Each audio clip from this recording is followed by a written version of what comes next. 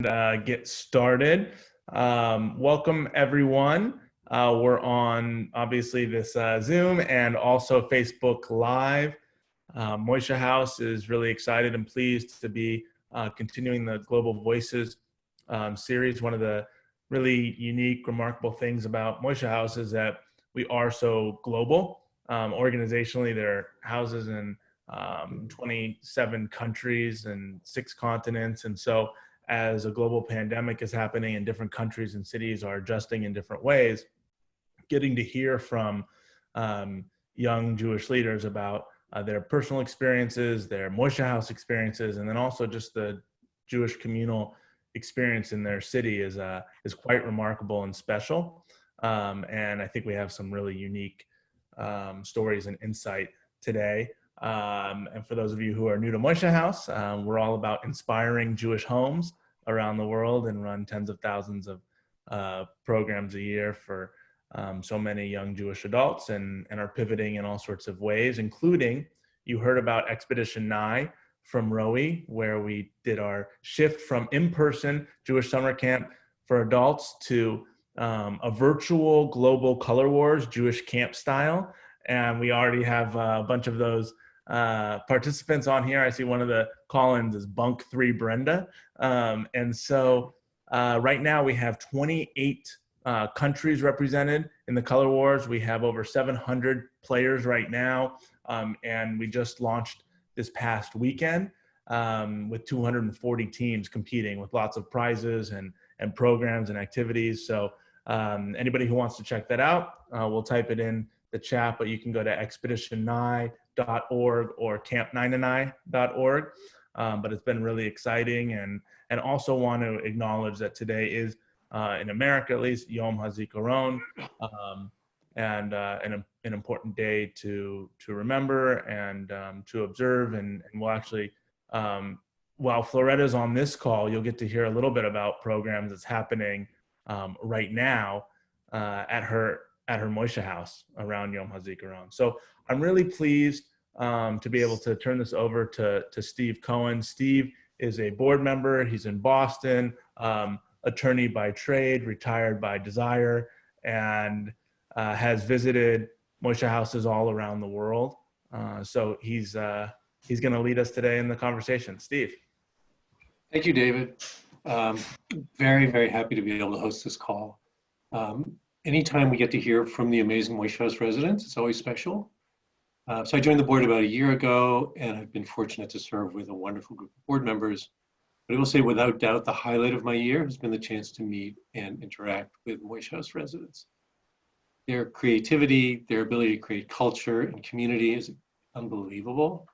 You know, inspiring is kind of an overused word, but it really doesn't do justice to what our residents are doing, especially now in these really unusual times. So thank you for letting me do this. Before introducing our residents today, I just want to mention how happy I am to be hosting this group in particular. So my wife and I were in Prague this summer, and we had lunch with Eva, who works for Moishe House and is based there. And sorry we missed you, Edward. Loved Prague. Then in December, we joined the Moishe House trip to Mexico City, which is part of the On the Road series of trips that Moishe House runs internationally, which I highly recommend. They're great, great trips. We love Mexico City, and it's great to be united with one of our resident hosts who was great and spent a lot of time with us there. Hi, Floretta. And of course, I love New York, and especially because our daughter lives there. So one more thing before we get started, introduce the panelists and jump into questions. You can all submit questions via the online message feature in Zoom. We'll try to get to as many of your questions as we can towards the end of the session. So our residents. Yeah. Steve, real quick, I missed one quick part. I'm sorry to chime in, but one of the challenges for Expedition Nye was to take your screenshot with your phone and the Zoom panel. So I was meant to give everyone the cue to do that. So now is your cue. Please go ahead. It's for Expedition Nye. All of the viewers on who are for that, go ahead and take your picture now. And I turn it back to Steve. Sorry, Steve. No problem. Okay. I'm assuming you're all good with pictures.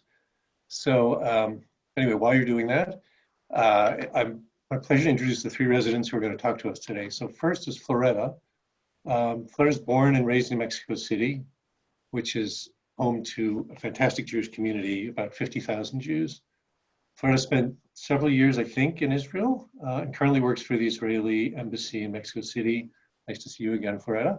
Nice to see you too, Steve. Thank you. Edward was born and raised in Slovakia, which actually we also went to this summer. He currently works in corporate banking and accepted a new job this week. Congratulations. Amazing to get a new job in this environment. He's been a resident in Prague since April 2019. Chaya was born and raised in Brooklyn, New York. She's a freelance project manager and creator of an organization called Jewish Girls Travel. She's the co-founder of Moishe Pod Crown Heights. And for those of you who don't know, Moishe Pod is like a small house, two-person house, and has hosted 2 Moishe House peer-led retreats, which is amazing. So let's start with Floretta. Floretta, Mexico City is home to 20 million people. And I guess understand it's experiencing the lockdown now. What should people know about what's going on around you in Mexico? Well, first, thank you, Steve, and thank you, David, for the opportunity to share. Mexico City, well, now essential businesses are closed. There's no enforced lockdown because people still need to go to work. Many people can't stop working. You know, Mexico City, as you said, it's a huge city. So many people often go to work in unsafe conditions, which is worrying. The crime rate is actually high. March was reported as the highest crime rate since it's recorded. And one big difference that I can tell that's happening in Mexico, and I don't see it happening anywhere else in the world, is that people here, unfortunately, have been attacking medical professionals. And I think this is crazy. I think it's like a lack of education and people thinking they're infected, and instead of supporting them, and as you can see in other countries, like at some time they clap for them and they like have parades. I don't know, like they're doing things for them. Here they don't let them into their buildings, and they're putting it really hard for them. I think the government really needs to like step up on this and give them proper equipment and stop this crazy situation going. And also the private hospitals have been turned into public hospitals because there are not enough public hospitals. So there's been an agreement signed that everyone can like use private hospitals.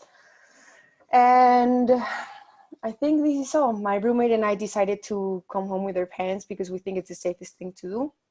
As I said, the crime rate is high, and 2 girls alone living in Mexico City is not the safest thing you can have right now.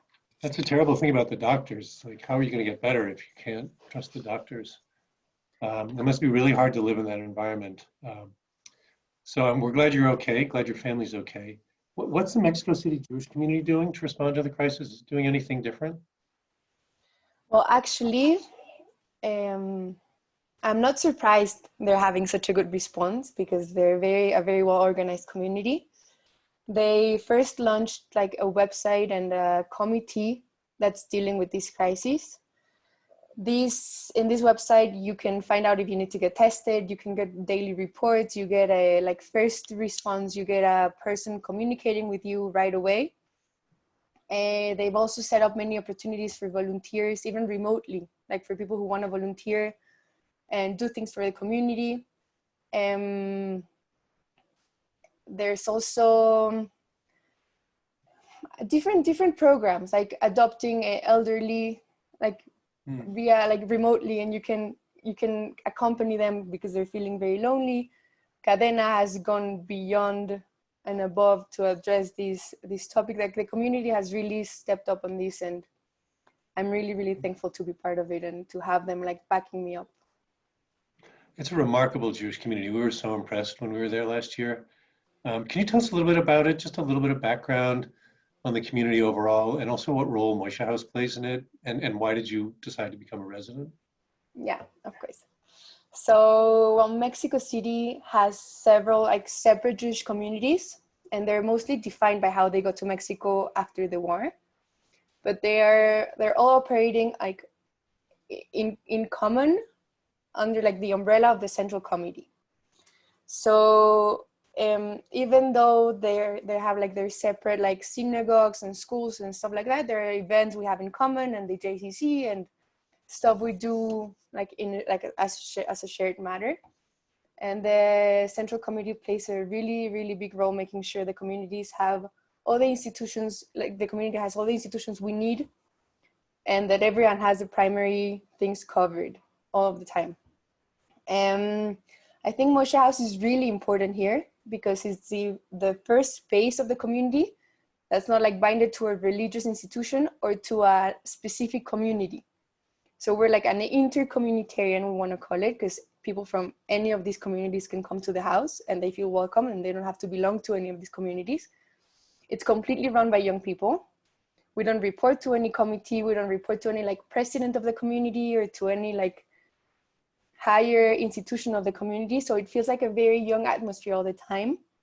People feel like they can be part of it if you're a young Jewish resident in Mexico City, like a member of the community.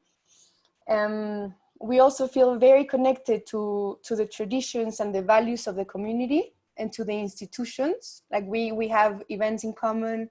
We wanna create alliances and synergies, but we're doing things our own way. Like we don't want to be more of what's already seen in the community.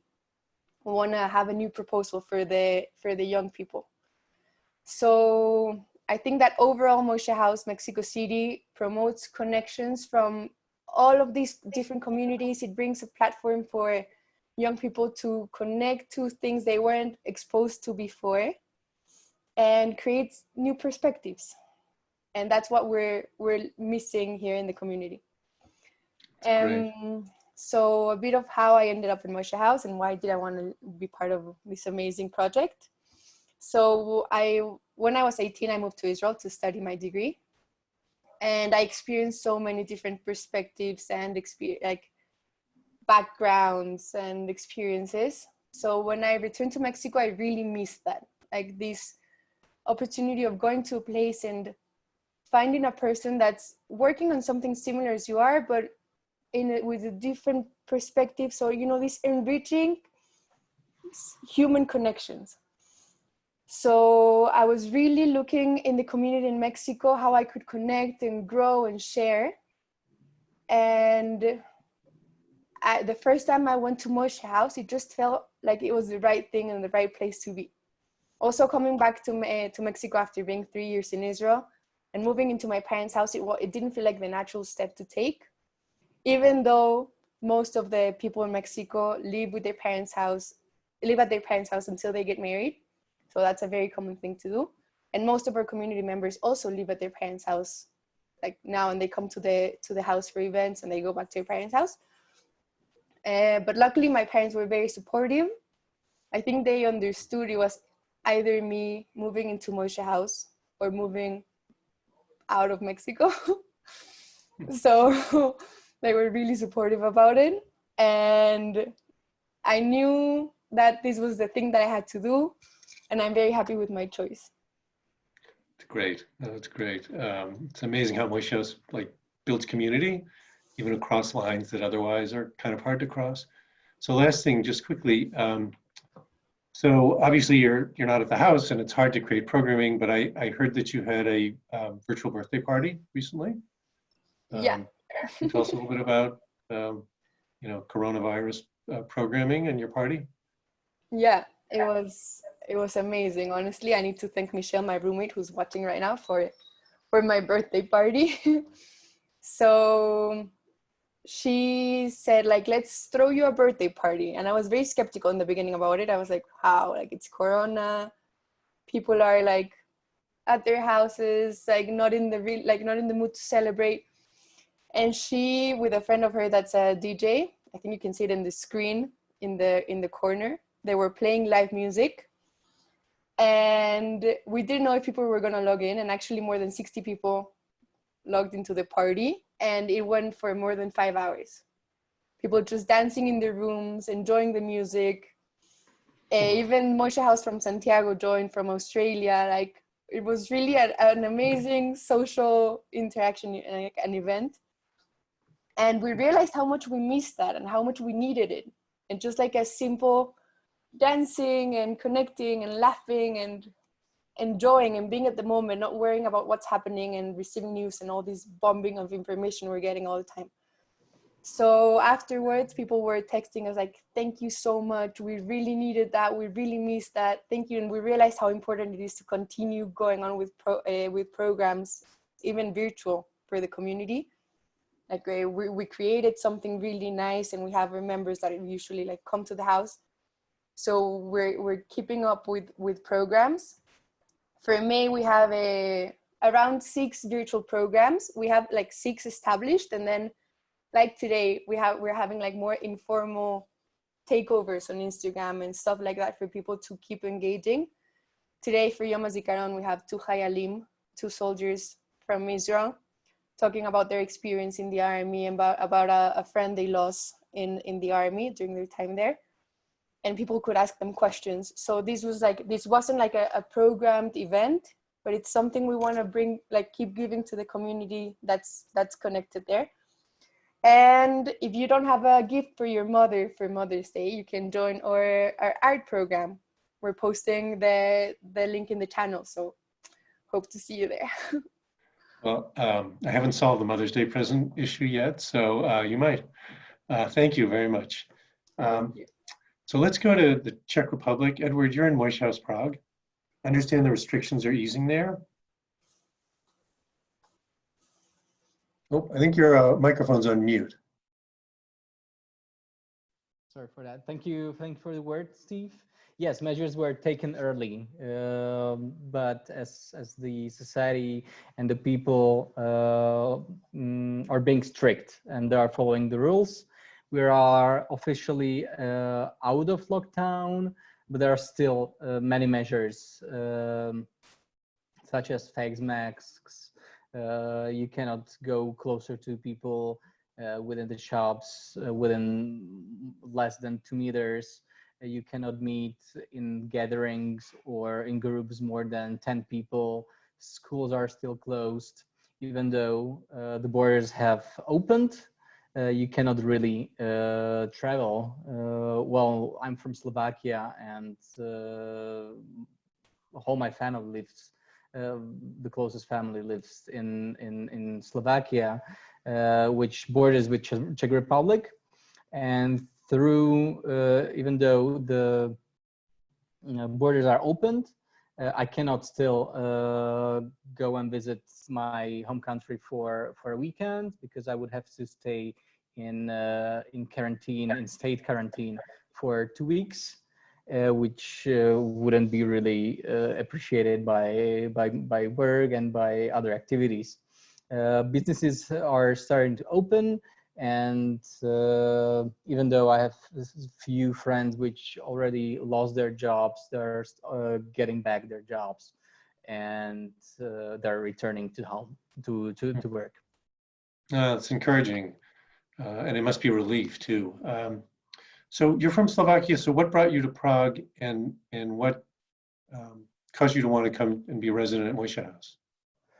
Well, it was work possibilities, as Prague is 3-hour ride from my hometown, and everything is so small and reachable in Europe. You can work within a couple hundred kilometers or miles from your hometown. And I've been already active since my adulthood in Jewish life. I was active in Slovak Union of Jewish Youth. I was doing Madrich for Taglit with Eva.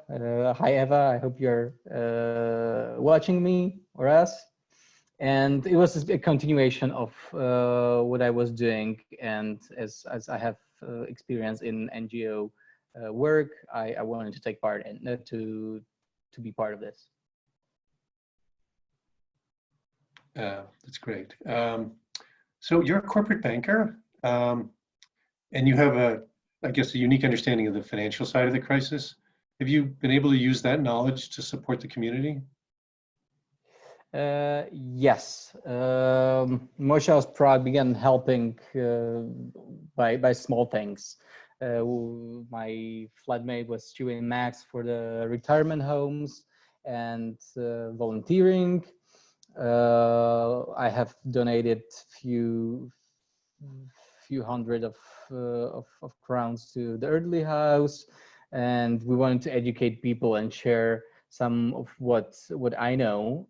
So we created a virtual program called Financial Stability in Time of Crisis, and I tried to explain people what is going on the financial markets, and also from the position. My goal was to show them everything is going to be okay. And I told them that now is the time to bring creative ideas, and that people who will switch to online field will be the winners. This is, for example, how to use your time during isolation to learn new things, also both in English and in Czech, so people can get better during this crazy times. That's great. And that, my understanding is that resulted in another big idea. Yes. Would you share with us? Correct. Our Jewish community was hit hard by this, in part of mostly lack of tourism. And the community has a shop with kosher food and other Jewish grocery items. It sells good at its stores, but you have to go there, and you cannot order online. Online, there are only information of the opening hours. And we were talking about the shop during my program. We realized we needed to help, and we knew how to do it. And we are now working with my flatmate, with another Moishe House resident, to update its systems and to digitalize its inventories and enabling online orders and deliveries. Our goal is to create more profits for the Jewish community and provide more goods and services to our community, plus in a way upgrade the variety of cheeses, wines, food they cannot find here in Czech Republic. That's great. It's like a startup nation in Prague solving that problem. And before we go, if you could just say a quick word about your family's experience in Slovakia. Someone had mentioned that to me before. Sure. As one only country here which went through communism, my family was because part of my family has done Aliyah to Israel. They've been closely watched and by the secret police and by the states, even though we've never been hit hard by any courts or any imprisonments or anything like that. My family was not really active, and we got active after fall of communism, when in a couple years after the fall of communism, me and my family, but mostly me and my dad, with our cousins and uncles and aunts, we reestablished the Jewish community in my city. No, and Moishe House, I think, plays a huge part in that. Thank you, Edward. That's really interesting. Before we move to the next speaker, just a quick reminder that if you have questions, you can submit them on either Zoom or in your Facebook Live watch party. We'll definitely get to those at the end. And now I'd like to go to New York City. Chaya, hello. So New York City obviously has been hit hard by the coronavirus. Very hard. I understand you had it and recovered. Can you tell us about your experience? Yeah, hi, thank you, Steve. Yeah, so I had it, I got it in the middle of March, as did my roommate, Hesya. We feel like everyone we know has had it. So many of our friends, parents, grandparents. Unfortunately, a number of the members of our community have lost loved ones to it. The reason I knew I had it, first, I just felt like headachy and I was kind of tired and fatigued. And then one day I was frying an onion in the kitchen, and suddenly I was like, I can't smell anything. And usually I'm a big crier when it comes to onions. So I was like, this is weird. And, then realized the next day that that was one of the primary symptoms a number of people were feeling and experiencing. So I couldn't really smell or taste anything for about 12 days. But that was really the worst of it. Thank God for us. We are both fully recovered. That's great. And my daughter had that same experience. She had lost her sense of smell and taste. So I'm glad that you're recovered. It's great. I want to just share with the guests for a minute that Moishe House serves a wide spectrum of Jewish life. And while Jewish adults who identify as observant are less than 10% of our participants, we wanted to share some insights from the Orthodox community in New York because they're being hit in different ways, and we have outstanding leaders creating community there. Hi, you launched the Moishe Pod in Crown Heights, and you grew up in the Chabad and Orthodox communities and moved away from those communities, but stayed connected at the same time. What inspired you to create a Moishe Pod in the community where you grew up? So I'm very passionate about connecting people and hosting people. Chabad is known throughout the world for its hospitality, and that's just something that I was raised with. And along my religious spiritual journey, as I stepped away from it in many ways and rejected some of the rules and the teachings, I longed to be able to do that, to create community. So when I encountered Moishe House, I was introduced to it through a friend. Just felt like, wow, like I get to actually do what I'm so passionate about in a super pluralistic, global, very DIY, very BU-ish, and that really appealed to me. And I felt a sense of like relief that, wow, I can, kind of embrace my passion in a way that's not limited by the constraints of that my community placed on me.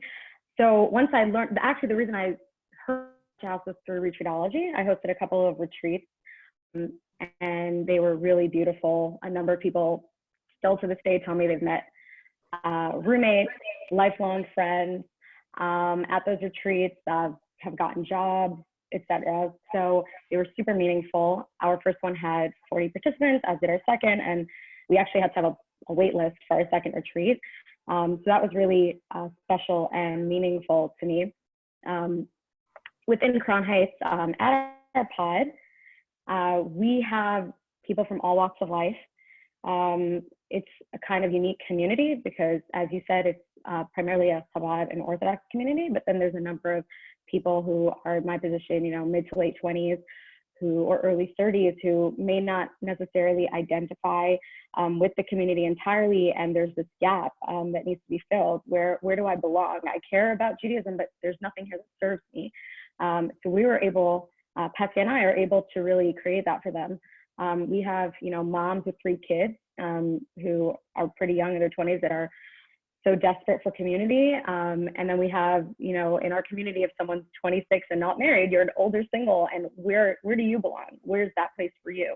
And so we've been able to create that space. And for many of us, myself included, this is my primary connection to the Jewish world. So even though we were raised in a Jewish tradition and we're very immersed in it, this is the way for us to keep maintaining that for ourselves and to grow in it for ourselves. It's an interesting environment to be in.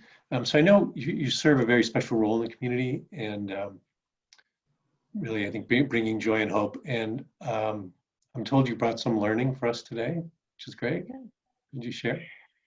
Sure. Well, first of all, yeah, we sent out our events for May, and people were really, really excited. A lot of our friends have had to, like Floretta said, move back home to be with their parents. And they may not be here locally, but they really miss the community, and they've let us know that. So we're very excited, and we know this is definitely what people need right now. So as for the bit of learning, so this week's Torah portion, just to give a brief recap, this week's Torah portion discusses the sons of Aaron going into Holy of Holies. And it says, they went in with very good intentions. They wanted to connect to holiness, and then the holy fire consumed them. There's a teaching as to why that happened. They came in with such good intentions. Why did the fire consume them? And it says because they were so spiritual, and they kind of forgot the idea of spirituality is to be practical and to live in this world. And a mitzvah is it's a grounding action, the way that we put spirituality into practice. So that's really important, maintaining balance, especially in a time like now where many people feel like they're flailing. and they need something to ground them and hold them down. That's a very important lesson for us today, that, you know, whatever we're going through, whatever our big thoughts are in our minds, it's essential for us to find a way to ground ourselves. So actually, during the time of King David, there was a pandemic, and they say that there were 100 people dying a day.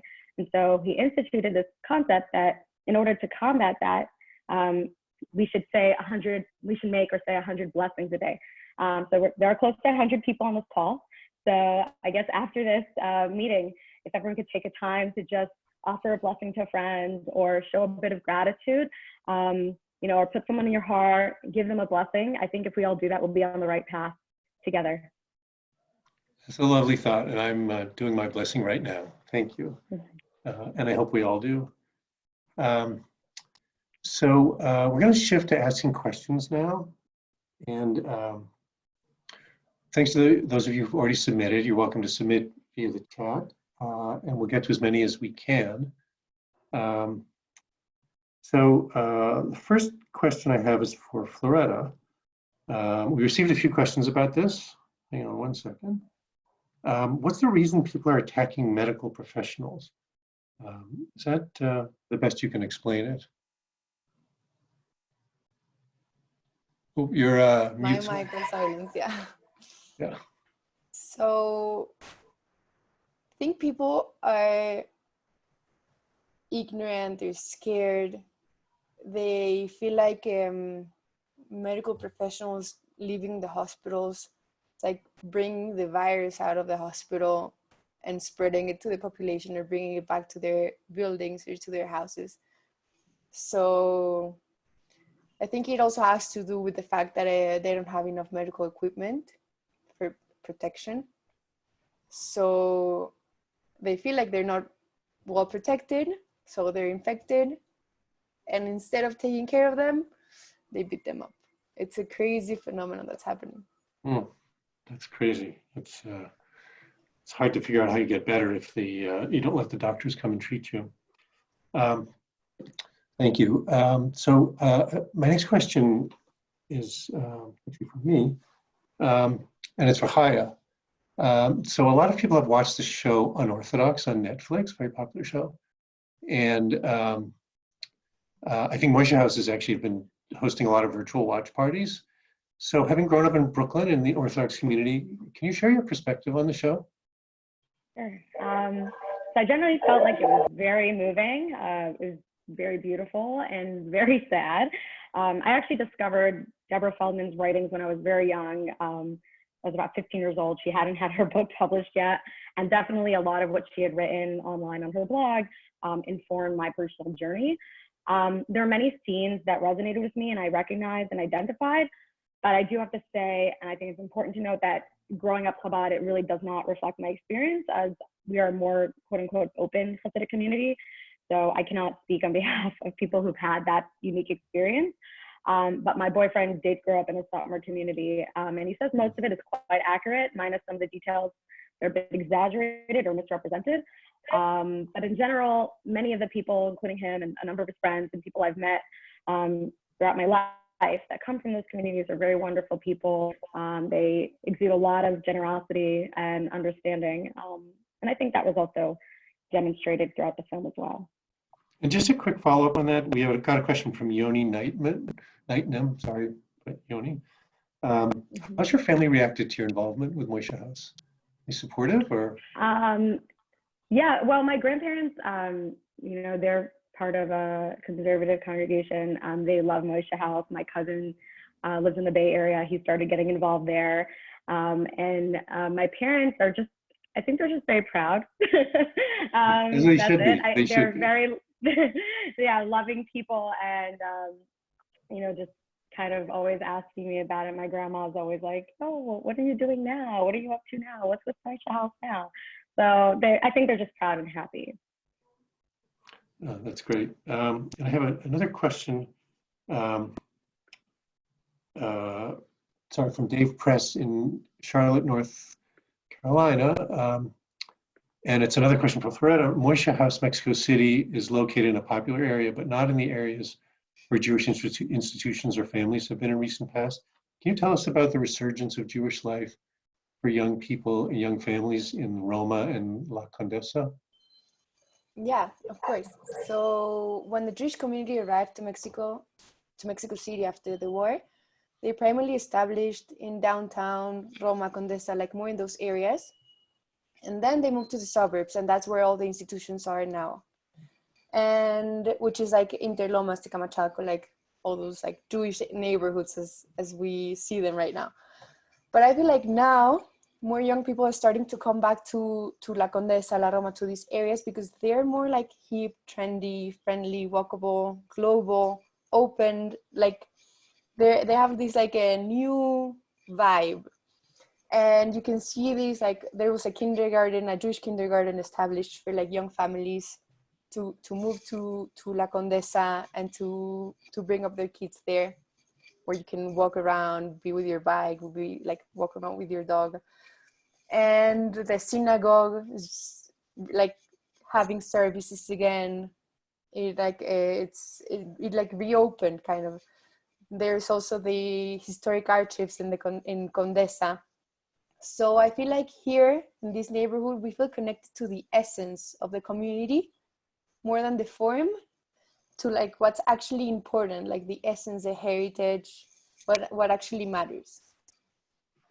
Great. The Moishe House, we thought the Moishe House in Mexico City was fabulous, like such an interesting place. So I have a question for Edward. This is from Daria from Moishe House, London. I just moved into the Moishe House and, and willing to wake up our community and get together digitally. How do you suggest to engage the community online?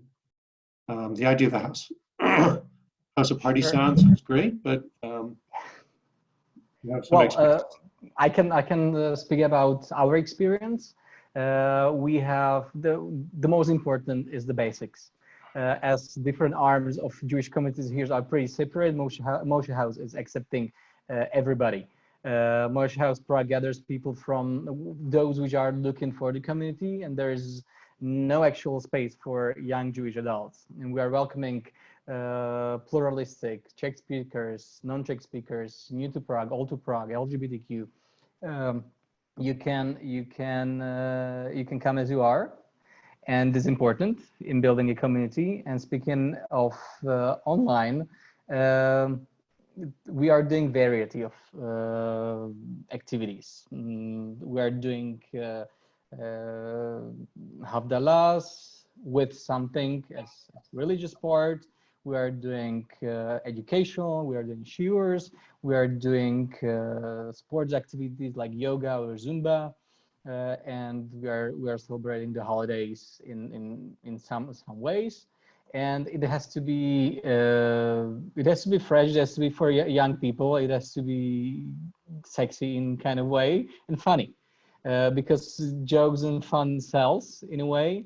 And for example, most important thing is speak about it. Just brainstorm a lot. Most of the times will not just come, but when you are just sitting on the couch speaking about something, we came out with this crazy idea as tomorrow there is the Yom HaAtzmaut, and one of the main faces of Israel is Ben Gurion, and his favorite activity was standing on his head. We made a challenge to people to send us pictures to stand on their heads, and they will win some prizes for this. So this is something which is funny, which is from your head, because you are the one understanding your community. The Jewish background helps you a lot.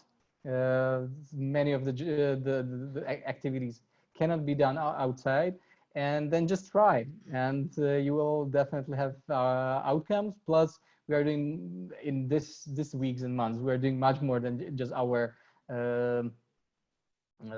normal activities 4 or 5 months. We're just trying to put some challenges, some questions, but most of it be in touch with the community and ask the community what they really want, because they are the ones receiving it.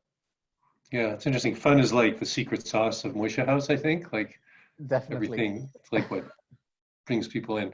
I was also just struck by your comment that it brings the different parts of the Jewish community together at Moishe House that don't otherwise mix, because that's something that Floretta commented on, and it's like an interesting way that Moishe House bridges all these gaps in these different communities.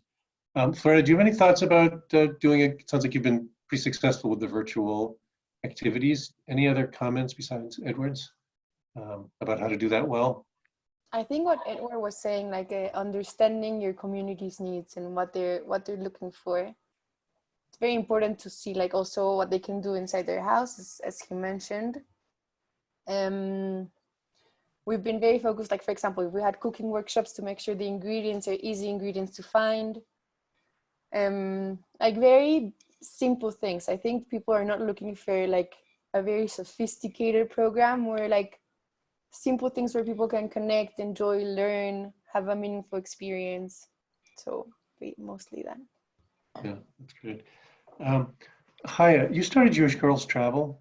Have you pivoted or planned to pivot during that, during the crisis with that initiative? How's that gone?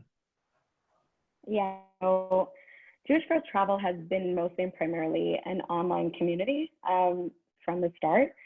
And we, since our founding, we've been there to service people who need to find out about Jewish services in a new town, city.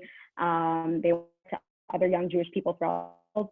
And most of that can continue happening online, and it's a very self-driven community by our participants and our members.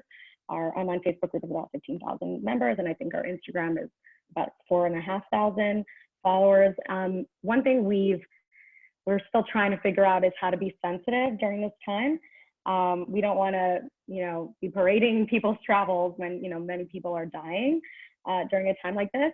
But we have recently been taking some surveys and some polls to kind of find out what people want to see. And a lot of folks have been responding that, to see people's past journeys because it's inspiring for them. And it gives, kind of is very soothing to virtually see other people's journeys and travel. So we are going to be resuming some of our like Instagram takeovers where we have young Jews from all around the world share with us their past travels. And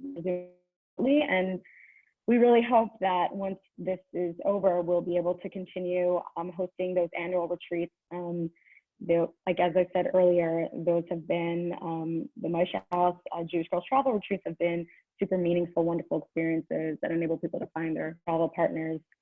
In the meantime, we're just trying to remain a space of support for our members online and an outlet for them to share their dreams for future travel. That's great.